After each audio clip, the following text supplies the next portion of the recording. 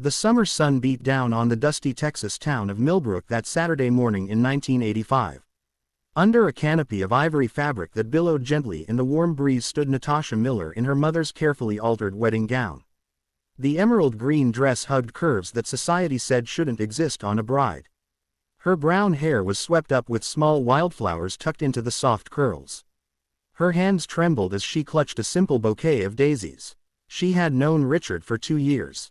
They had met at the county library where she worked. He was charming and attentive, and she had believed every word when he said her size didn't matter to him. But now, as she stood beneath that canopy with 50 witnesses watching from wooden benches, she saw the truth written plainly across his face. Richard stood 3 feet away from her. His jaw was set tight and his eyes darted nervously to the crowd, then back to the preacher. The Reverend had just asked if Richard took Natasha to be his lawfully wedded wife.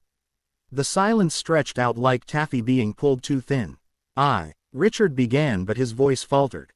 Natasha felt her chest tighten. She had spent weeks telling herself this day would be perfect. That love would triumph over the whispers she heard in town when she walked by. That a man could see past the numbers on a scale to the woman underneath who loved poetry and baked bread on Sunday mornings and sang softly while she shelved books. "I can't," Richard finally said, and the 2 words fell like stones into still water. The crowd gasped. Natasha's mother covered her mouth with both hands. Her father half rose from his seat, but her mother pulled him back down. Natasha stood frozen. She couldn't move or speak or even cry.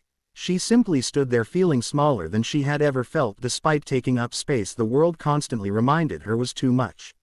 Richard turned and walked away. His footsteps crunched on the dry grass, and then he was gone. Just like that, 2 years dissolved in 2 words. The preacher opened his mouth to say something, but no sound came out. The guests shifted uncomfortably in their seats. Someone coughed. A baby started to fuss and was quickly hushed. Natasha wanted to run, but her legs wouldn't cooperate. She wanted to disappear, but instead she was trapped in this terrible moment with everyone's eyes burning into her like hot coals. Then she heard different footsteps. Slower, deliberate, boots on hard ground. A man emerged from the back of the crowd. He wore dusty jeans and a work shirt with the sleeves rolled to his elbows.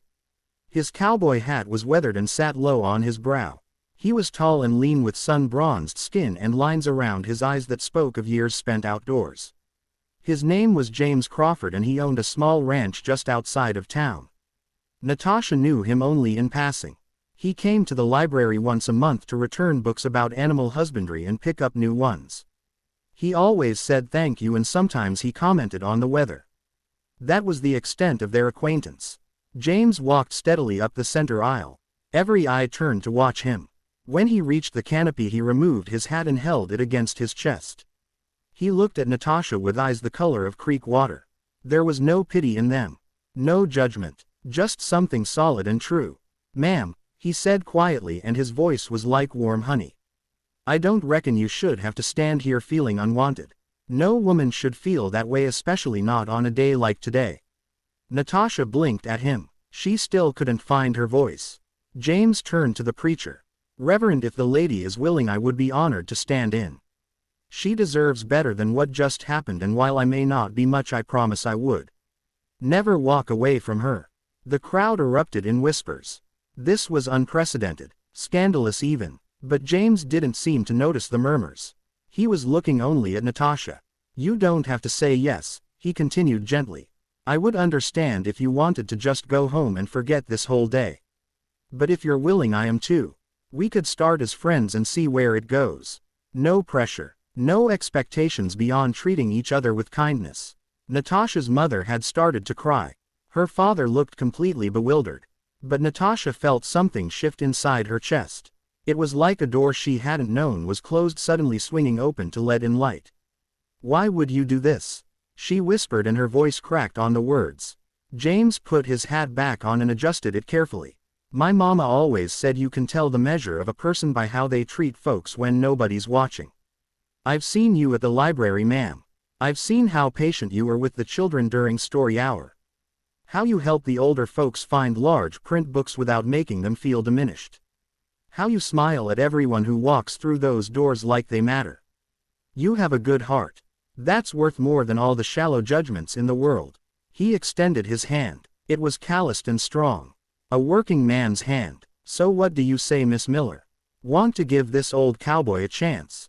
Natasha looked at his hand. Then she looked at his face. Really looked at it. She saw kindness there, honesty, the kind of decency that couldn't be faked. And she realized that Richard had never really seen her at all. He had seen a body he wanted to change. An idea of what she could become if only she tried harder. But James was seeing her. Right now, as she was. She placed her hand in his. "Yes," she said, and her voice was stronger now.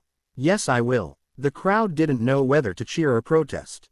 The Reverend looked thoroughly confused, but he was a practical man and he decided to proceed before anyone could object. He cleared his throat and began the ceremony again. This time when he asked if the groom took this woman to be his lawfully wedded wife, James answered without hesitation. "I do." When it was Natasha's turn, she found herself smiling. Actually smiling. "I do." They had no rings, so James pulled a leather cord from his pocket that he used to tie back hay bales. He tied it gently around Natasha's finger. "It's not fancy," he said. "But it'll hold until we can get you a proper one." She tied an identical cord around his finger. "It's perfect." The Reverend pronounced them husband and wife and told James he could kiss his bride. James leaned in slowly, giving Natasha every opportunity to pull away. But she didn't. Their kiss was brief and chaste, but it sealed something between them. A promise made in good faith. The reception that followed was awkward at first. People didn't know what to say. But James had a way of putting folks at ease. He danced with Natasha's mother. He shook hands with her father and assured him he would take good care of their daughter. He even charmed Natasha's skeptical grandmother by complimenting her potato salad. When he and Natasha finally had a moment alone, she asked him again why he had done it. They were standing by the punch bowl watching guests mill about. James took a sip from his cup and considered the question carefully. "When I was young," he said slowly, "I fell in love with a girl named Caroline. She was beautiful, I mean really beautiful, turned every head when she walked into a room. I couldn't believe she wanted anything to do with me. We got engaged and I thought I was the luckiest man alive." He paused and stared into his cup. "Then she got sick. Cancer. It was fast and it was brutal. The treatments changed her. Her hair fell out. She lost weight. She didn't look like the girl I had fallen in love with anymore. And I am ashamed to say I struggled with that. I didn't leave her, but I wasn't fully present either. I was mourning the person I thought she was instead of seeing the person she still was." He looked at Natasha and his eyes were bright with old pain. "She died 6 years ago. And I have regretted every moment I wasted being shallow. Every moment I didn't tell her she was still the most beautiful thing I had ever seen, because beautiful isn't about what someone looks like. It's about who they are. And Caroline was beautiful until her very last breath." Natasha felt tears sliding down her cheeks. James reached up and gently wiped them away.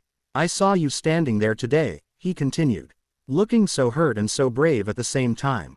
And I thought Caroline would have kicked my backside if I just sat there and did nothing. So I didn't. And I want you to know, Natasha, that I meant every word I said. I would be honored to be your husband if you'll have me. Not out of pity, but out of genuine respect and hope that maybe we can build something real together." Natasha took his hand. "I think we can," she said softly. They left Millbrook that evening and drove to James's ranch. It was small but well kept, with a white farmhouse and a red barn and fields that stretched to the horizon.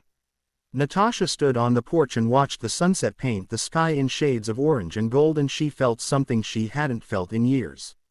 Peace. The marriage that began in such unusual circumstances grew into something neither of them expected. James taught Natasha to ride horses and she taught him to appreciate poetry.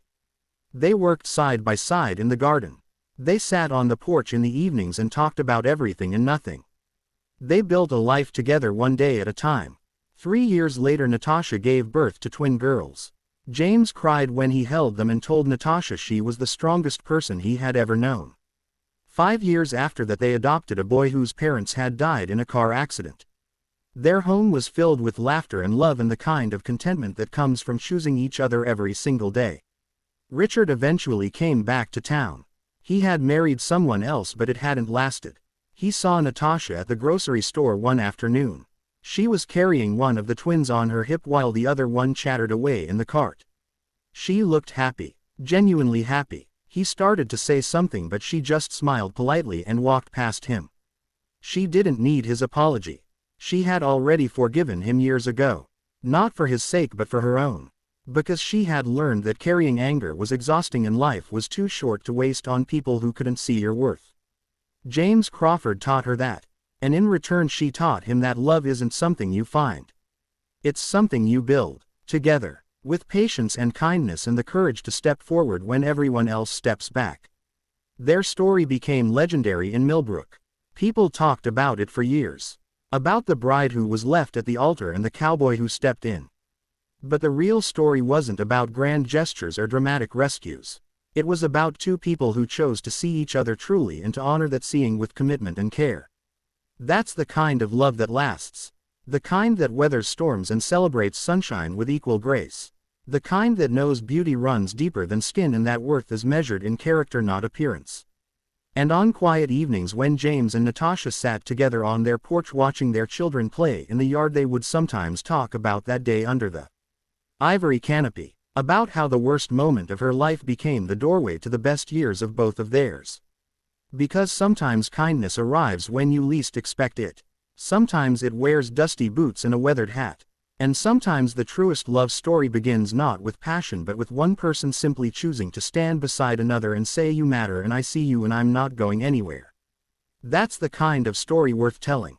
The kind worth remembering. The kind that reminds us all that it's never too late for grace to walk through the door and change everything.